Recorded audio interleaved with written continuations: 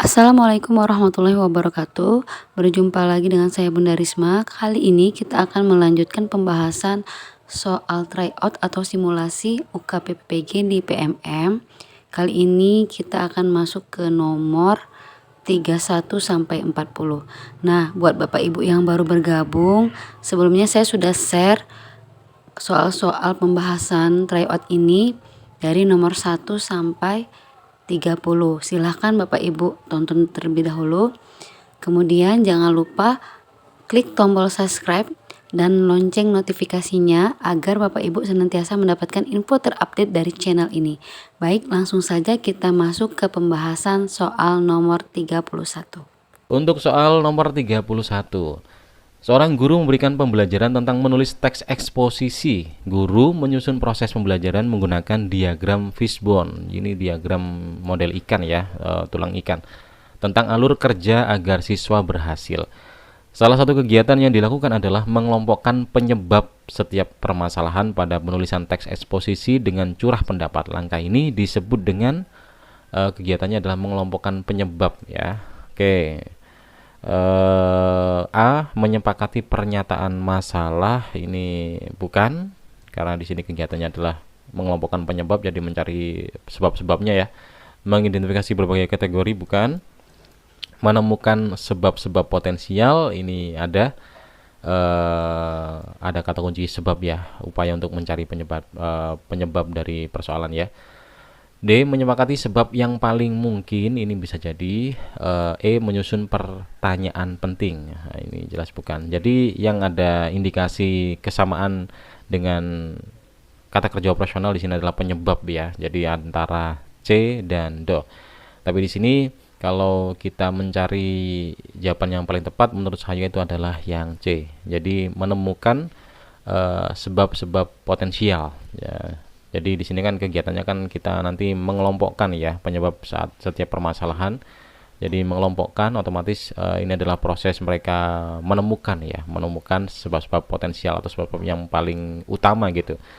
Kalau di sini kan menyepakati sebab yang paling mungkin. Jadi ini prosesnya masih bukan bagian dari mengelompokkan gitu. Jadi menurut saya jawaban yang paling tepat adalah yang C, menemukan sebab-sebab potensial. Kita lanjut pembahasan nomor 32.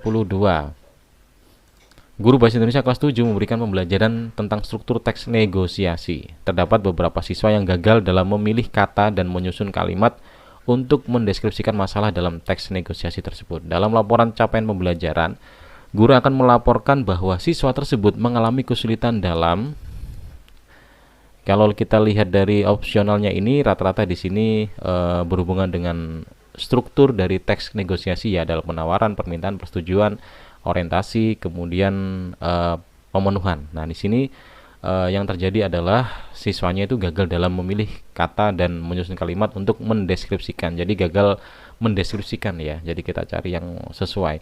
Di sini yang kelihatan ada kata-kata mendeskripsikan adalah yang B ya.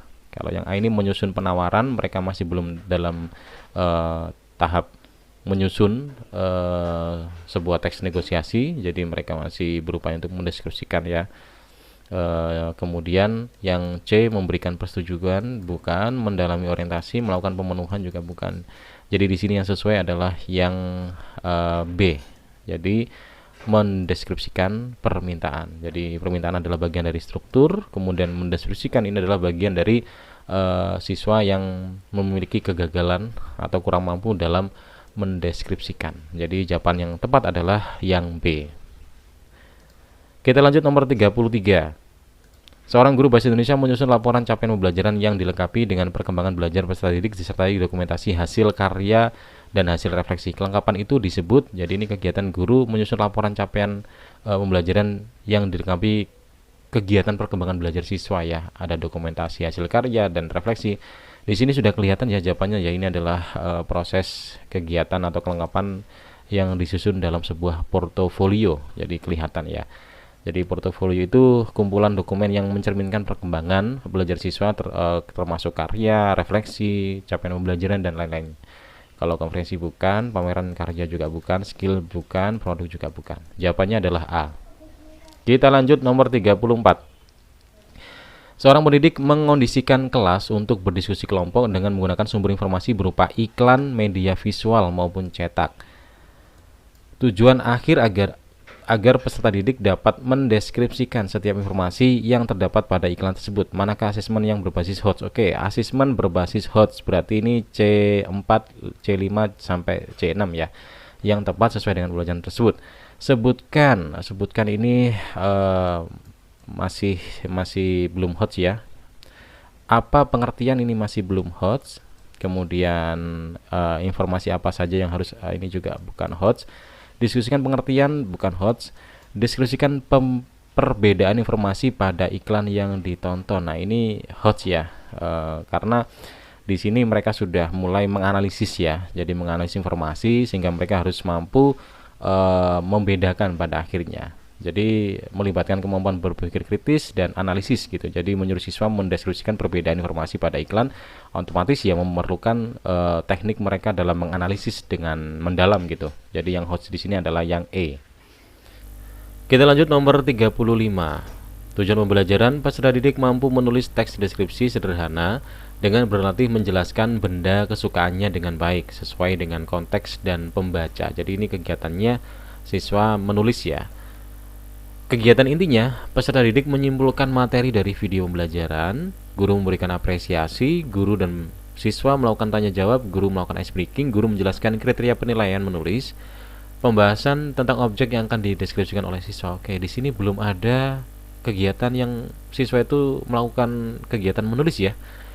Manakah refleksi yang tepat berdasarkan pembelajaran tersebut? Oke, refleksi. Jadi di sini udah kelihatan ya, belum tampak kegiatan menulisnya. Kita coba opsinya ya.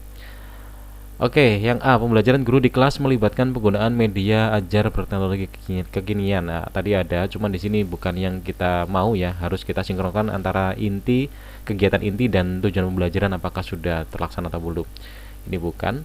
Pelibatan siswa dalam proses pembelajaran pada kegiatan inti kurang variatif dan sederhana. Ini siswanya tadi terlibat ya, tanya jawab, tapi ini bukan yang dimaksud atau bukan yang dimau dari jawaban ini ya. Kita merefleksikan kegiatan intinya kira-kira sudah pas nggak dengan tujuan pembelajaran. C. Kegiatan kurang fokus pada pembelajaran aspek menulis teks deskripsi dari video pembelajaran. Nah, ini kelihatan ya. Jadi kegiatannya itu kurang fokus pada pembelajaran aspek menulis teks deskripsi dari video pembelajaran karena di sini tidak tampak ya siswa kegiatannya menulis ya.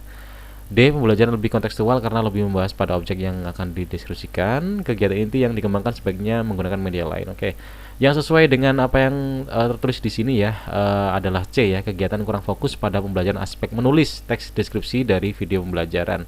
Jadi kelihatan di sini ya, di sini yang maksud di tujuan pembelajaran adalah mampu menulis, tapi di sini tidak ada kegiatan siswa menulis ya. Oke, jadi jawabannya adalah yang C ya, kegiatan kurang fokus pada pembelajaran aspek menulis. Kita lanjut nomor 36. Seorang pendidik mengondisikan kelas untuk berdiskusi kelompok dengan menggunakan sumber informasi berupa iklan, media visual maupun cetak. Tujuan akhir agar peserta didik dapat mendeskripsikan setiap informasi yang terdapat. Ini tadi soalnya sama kayak yang di atas ya. Ini tadi yang di atas jawabannya yang ini ya. Ini berbasis HOTS, ini sebutkan ini bukan HOTS, apa pengertian bukan, informasi apa bukan, diskusikan bukan. Ini ya, deskripsikan perbedaan. Jadi mereka harus menganalisis dulu. Ini sama kayak yang di atas ya. Kita langsung lewati aja. Nomor 37. Pak Dian melaksanakan pembelajaran dengan tujuan peserta didik dapat membuat teks fungsional dunia kerja atau lamaran kerja. Jadi kayak membuat teks surat ya. Untuk penilaian yang tepat adalah, nah ini berhubungan dengan pelajaran di teks surat ya.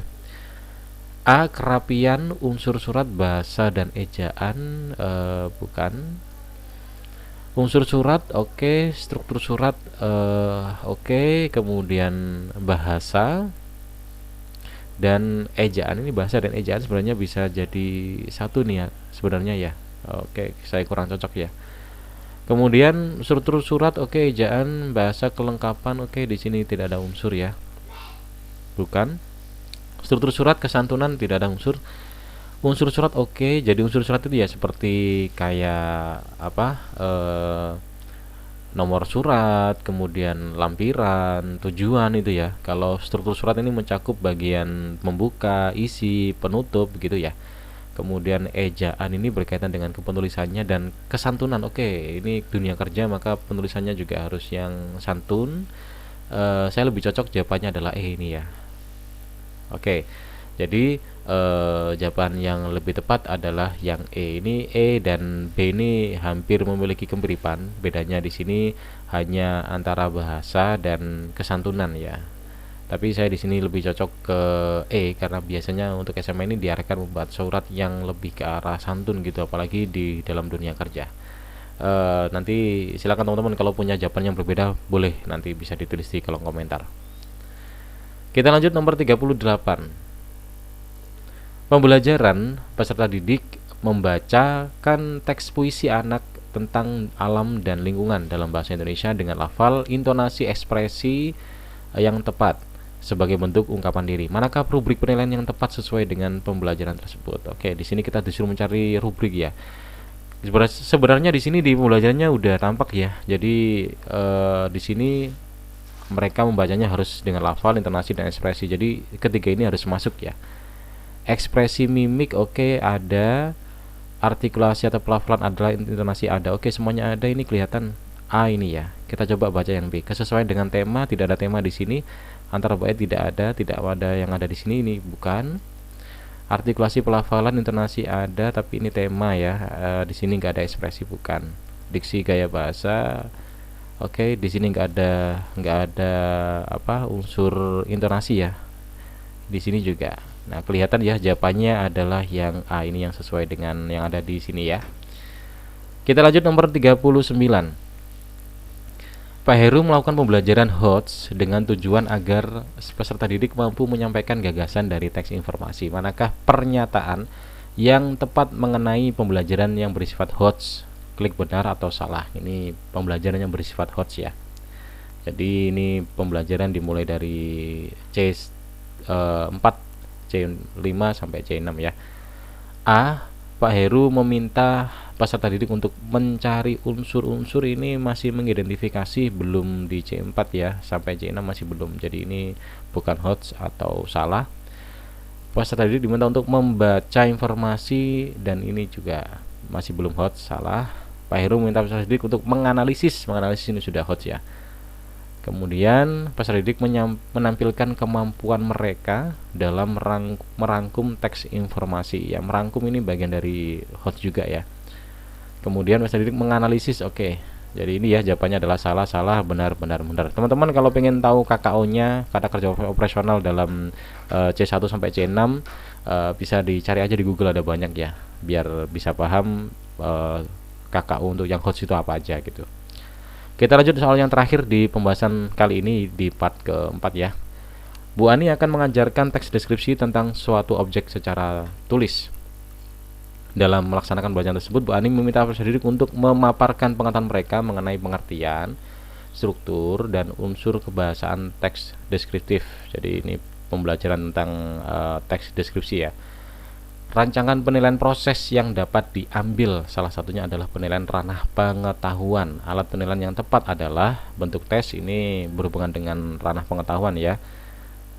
Dan ini masih dalam proses apa ya, pengetahuan ya. Oke, jadi di sini kita langsung aja, jawaban yang paling tepat adalah performansi, ini bukan. Pilihan ganda di sini bisa jadi karena ini juga penilaian pengetahuan ya. Kuesioner kurang tepat, angket kurang tepat, uraian esai pengetahuan juga bisa. Jadi antara B dan E di sini, Bu Ani di sini dia minta peserta didik untuk memaparkan pengetahuan mereka, artinya kan pengetahuan mereka bisa berpotensi berbeda ya. Jadi kalau pilihan ganda ini kayaknya membatasi gitu ya. Jadi jawaban yang paling tepat adalah soal uraian atau soal esai. Nah, ini jawabannya. Baik Bapak Ibu, itulah tadi pembahasan soal tryout atau simulasi UKP PPG part 4 soal nomor 31 sampai 40. Selanjutnya kita akan lanjutkan pembahasan soal tryout pada video berikutnya untuk part kelima. Simak terus channel ini. Terima kasih telah menonton. Assalamualaikum warahmatullahi wabarakatuh.